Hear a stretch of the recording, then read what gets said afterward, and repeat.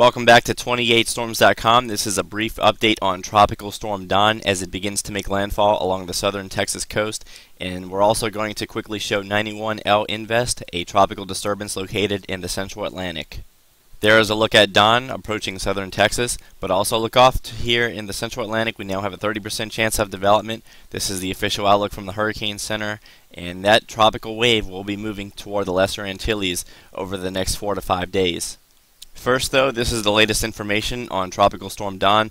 Maximum sustained winds are still only 50 miles per hour. It's moving off toward the west-northwest at 15 miles per hour, and it will be making landfall later this evening. Here's the latest look at the visible image as Don begins to enter the southern Texas coast. We are seeing a little bit more of a flare appear along the center and a little bit to the north of the center, but as a whole the storm is really lopsided, with much of the convection being located well to the south of the center. Again, the center is somewhere up in this region, and we're also going to show you this on the radar imagery. So this is a really lopsided storm. It's not going to make any last minute run toward a minimal hurricane or anything of the sort like that. And also due to the wind shear and this being so lopsided to the south, much of central and northern parts of the Texas coastline will really not get much in the way of rainfall. Some of the highest rainfall totals are really going to be confined to extreme southern Texas, including Brownsville, Raymondville, and some of the more inland counties like Hidalgo and all up in that general region, but it's really not going to extend that far toward the north. And we've been talking about this only somewhat marginally favorable upper level conditions for at least the last 3 days. Again, we have that upper level disturbance that's moving into the central Gulf of Mexico. It's now to the south of Louisiana. That's going to induce some more easterly shear. But then not only that, but we still have that mid to upper level ridge located over much of the south central United States. And some of the low level flow to the south of that is coming in from the north and east as well. So the combination of that ridge along with the upper level disturbance to the south of Louisiana is really inducing a lot of northeasterly wind shear, which never really gave this storm much of a chance to become overly strong. This was a microwave scan taken just a couple hours ago, and once again that center is now just to the north of around 26 north latitude, so it's north of this little line here, and notice where some of the highest cloud tops and convection is located, just to the south. This is the latest high resolution radar as of 2:15 p.m.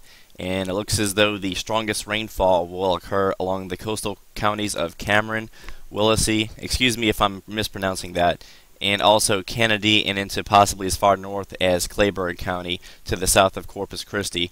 If we look really closely, this is the low-level circulation that's beginning to work its way toward the west-northwest, so it's more than likely going to be making landfall in Kennedy County or perhaps Clayburgh, but notice that much of the strongest rainfall is just to the south of the center. Now, like I've said in the past, Tropical Storm Don will only provide a very limited amount of areas with any significant rainfall, but if we look at some of the Doppler radar rainfall estimates so far, we do see that the totals are pretty high off the Texas coast, and this will be spreading into some of the inland communities. If I place the cursor over this, I can tell you that the Doppler radar is picking up in excess of about 10 to 11 inches of rainfall that has already fallen over here. I don't think the totals are going to be that extreme once this convection begins to work its way into the coast, but still, if you get under one of those stronger bands, you can easily see in excess of 5 to 7 inches of rainfall. Also, if we look at some of the satellite-derived hourly rainfall estimates from late this morning, we can see that this particular satellite was depicting about 1 to 2 inch rainfall rates per hour, and again that was as of around 10 a.m. Now, we talked about this a little bit more in depth in the prior video, but there is a slight risk of isolated brief tornadoes, especially along the coast, and now the latest day 1 outlook from the Storm Prediction Center does outline portions of the Corpus Christi metro with about 5% tornado probabilities. Again, these will be really brief and really isolated, probably not more than 1 or 2 tornadoes with this particular tropical cyclone. And really quickly, this is a look at 91L Invest. This is a tropical wave and associated area of low pressure now approaching 45 degrees west longitude. This will be approaching the Lesser Antilles, so this is something to closely monitor. The Hurricane Center gives us about a 30% chance of development within the next 48 hours. I would give it about a 50% chance of developing overall within the next 5 to 6 days. If we look at the latest infrared, we see that there is convection, but it's really not that plentiful just yet. It's just really sporadic, and it's not concentrated near a deep low-level center. And if we look at the latest water vapor imagery, we can see that there really is not much upper-level wind shear. We don't really see the cloud tops being shunted away very quickly. There is some dry air to the north and west, but as long as that wind shear remains weak, I don't really think the dry air is going to be much of a problem either. SIMS wind shear analysis confirms that the upper level environment is favorable. If we look out between 40 and 45 degrees west, we see that shear is generally less than 5 to 10 knots. And if we look at the different overall perspective of this, we do see that there is a mid to upper level ridge that's helping to ventilate the tropical wave. It's located directly over the disturbance in question. This is the latest look at the spaghetti model plots, and this is some of the reason behind our concern. If this were to develop, it would more than likely impact the Northeast Caribbean, and perhaps eventually the Greater Antilles and even the Southeast Bahamas. Every single intensity model is showing steady development through the period, although I must caution you that don't overly depend on these models too much just yet, because especially within the first 24 to 36 hour period, these models are likely a bit too aggressive. They oftentimes need to have a tropical cyclone already initialized in the model at the 0 hour so that they can be run. And obviously we don't even have a tropical depression yet, so the models are overdoing the current structure of our tropical disturbance, but still you can still use the trends to your advantage, and they do indicate that the upper level environment is favorable. The latest CMC forecast is very aggressive. This is the location of our tropical wave, and as I start to advance this, you will see that it does begin to show some development as soon as within the first 36 to 48 hours. This is day 2, and then as we get closer to the 3-day time frame, and especially as we work our way into Monday afternoon, we see that it's taking our tropical disturbance into the Lesser Antilles as a tropical storm. And then if we continue to look into the medium range, we begin to see that it takes it over San Juan, Puerto Rico, the eastern half of Hispaniola, and then by day 6 it's sitting over here in the eastern Bahamas. If we change sources to the GFS, this is the current run, it doesn't show so much development within the first 24 to 48 hours, but as it begins to enter the Lesser Antilles at around the Monday afternoon time frame, much like the CMC, it does begin to show development into a tropical depression, possibly a tropical storm this early, and then the development really begins to increase here over the Eastern Caribbean. Still nothing overly significant, but definitely at least a tropical storm, and between days 5 and 6 it's beginning to move over San Juan, Puerto Rico, and then by day 6 and 7 it's beginning to intensify once again just to the east of the Bahamas over the open waters of the Western Atlantic.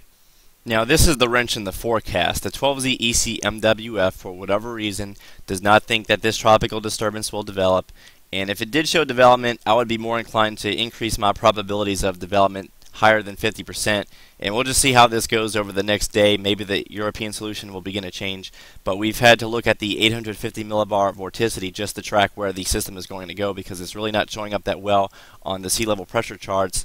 And now this is the current location of our tropical wave, day 1, 2, 3. So the overall timing is pretty good between the GFS, CMC, and European. All three models have this coming into the Lesser Antilles during the daytime hours of Monday. But then by day 4, we still don't really see much in the way of development. Day 5, it's still fairly weak and well to the south of Puerto Rico. This is now a much more southern track. By this time, the CMC and GFS were indicating that this would be closer to Puerto Rico. And the overall idea here is that if the system remains weak and does not develop, it will pass to the south of Puerto Rico and more than likely track across much of the eastern and central Caribbean.